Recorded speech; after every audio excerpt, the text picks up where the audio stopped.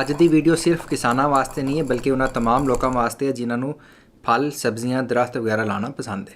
ਤੇ ਦੋਸਤੋ ਤੁਸੀਂ ਕਿਹੜੀ ਫਸਲ ਲਾਣੀ ਹੈ, ਸਬਜ਼ੀ ਬੀਜਣੀ ਹੈ, ਕੋਈ ਫਲ ਫਰੂਟ, ਇਹ ਚੀਜ਼ ਡਿਪੈਂਡ ਕਰਦੀ ਹੈ ਮਿੱਟੀ ਦੀ ਪੀਐਚ ਤੇ।